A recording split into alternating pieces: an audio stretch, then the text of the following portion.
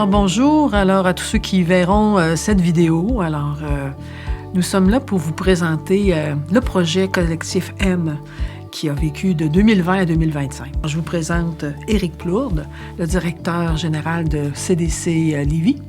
Et moi, je suis Gisèle Camiri, j'étais l'agente de projet de 2023 à 2025 de Collectif M. Alors Éric, bonjour, merci d'être là. Bonjour. Alors Éric, toi, tu étais à l'origine. Oui. Comment t'as démarré ce projet-là?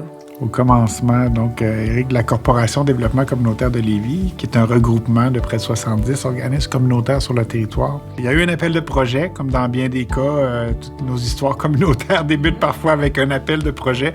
Cette fois-ci, elle émanait de l'Institut sur le vieillissement.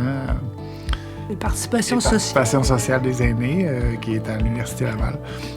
Qui parlait d'un appel de projet touchant l'isolement des personnes aînées et l'idée de le travailler à travers un impact collectif.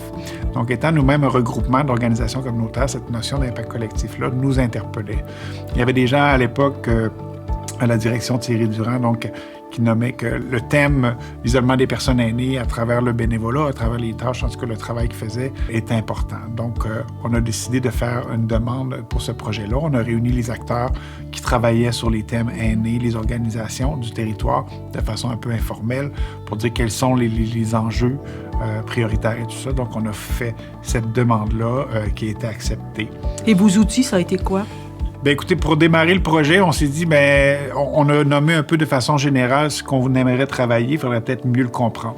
Donc, à ce moment-là, on a travaillé avec une firme qui s'appelle Vote pour ça, pour aller sonder les personnes aînées, les OBNL qui travaillent auprès d'elles, même les différentes entités, la ville, santé, services sociaux, etc. Nous dire quels sont les enjeux, quels sont les besoins, etc. Donc, ça a été quand même un processus assez long, élaboré. Qui a duré une année et demie, le temps de faire le portrait, le temps d'analyser, de nommer les enjeux, de les comprendre. Un désir, comme tu le nommes, de près de 2 ans, puisqu'il y avait ce désir-là de le travailler collectivement. Puis on s'est rendu compte à un moment donné que c'est un peu mission impossible. Donc il fallait probablement se tourner vers une personne ressource qui pouvait continuer à nous engager dans ce processus-là puis dans cette proposition-là. OK, merci Éric de nous raconter la petite histoire. Merci.